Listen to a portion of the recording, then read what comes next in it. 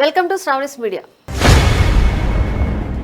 అంతర్జాతీయ యోగా దినోత్సవం ఘనంగా నిర్వహించేందుకు ఏపీ సర్కార్ సిద్ధమైంది. 1 కోటి మంది భాగస్వామ్యమే లక్ష్యంగా ప్రతిష్టాత్మక యోగాంధ్ర 2026కు శ్రీకారం చుట్టింది. జూన్ 7 నుంచి 14 రోజుల పాటు రాష్ట్ర వ్యాప్తంగా ఈ మెగా ఈవెంట్ను నిర్వహించాలని సీఎం చంద్రబాబు ఆదేశించారు. జూన్ 21న అమరావతిలోని కృష్ణానది బ్రిడ్జిపై 25,000 మందితో నిర్వహించే ప్రధాన రాష్ట్ర స్థాయి వేడుకలో సీఎం చంద్రబాబు స్వయంగా పాల్గొననున్నారు. ఇందుకు అన్ని శాఖలను సమన్వయం చేస్తూ ప్రముఖ ప్రకృతి వైద్య నిపుణులు మంతెన సత్యనారాయణరాజు రూపొందించిన ప్రత్యేక డిజిటల్ వీడియోలను ప్రజల్లోకి తీసుకెళ్లనున్నారు. యోగాంధ్ర నిర్వహణపై సీఎం చంద్రబాబు మంత్రులు ఉన్నతాధికారులతో సమీక్ష నిర్వహించారు. అత్యంత ప్రతిష్టాత్మకంగా యోగాంధ్ర 2026 నిర్వహించాలని సూచించారు.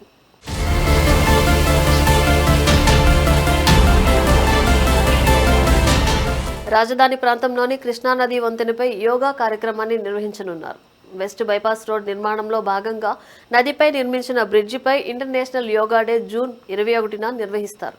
యోగాంధ్ర కార్యక్రమాన్ని అన్ని ప్రాంతాల్లో, అన్ని స్థాయిల్లో, అన్ని విభాగాల్లో నిర్వహించాలని సీఎం సూచించారు. యోగాంధ్రలో 1 కోటి మంది భాగస్వామ్యులు అయ్యేలా కార్యాచరణ సిద్ధం చేశారు. ఒక జిల్లాలో ఒక థీమ్తో 14 రోజుల యోగాంధ్ర నిర్వహిస్తారు. ఆరోగ్య, మానవ వనరులు, మున్సిపల్, పంచాయతీరాజ్, దేవాదాయ, ఐటీ శాఖల సమన్వయంతో యోగాంధ్ర కార్యక్రమం నిర్వహించేందుకు ఏర్పాట్లు చేస్తున్నారు. ప్రతి జిల్లాలోని 2 ప్రముఖ టూరిస్టు ప్రాంతాల్లో, రాష్ట్ర వ్యాప్తంగా 56 టూరిస్టు కేంద్రాల్లో ప్రత్యేక సెషన్స్ నిర్వహిస్తారు. ఒకరోజు 2 జిల్లాల చొప్పున 500 మందితో టూరిస్టు ప్రాంతాల్లో యోగా నిర్వహిస్తారు. అలాగే 14 రోజుల పాటు పార్కులు, విద్యా సంస్థలు, ప్రభుత్వ కార్యాలయాలు, స్వర్ణ వార్డు, స్వర్ణగ్రామం కార్యాలయాల్లో యోగాంధ్ర కార్యక్రమాలు నిర్వహిస్తారు. యోగాంధ్ర ఈవెంట్స్ కు గ్రామ, మండల, నియోజకవర్గ, జిల్లా నుంచి రాష్ట్ర స్థాయి వరకు అవార్డులు ఇవ్వనున్నారు.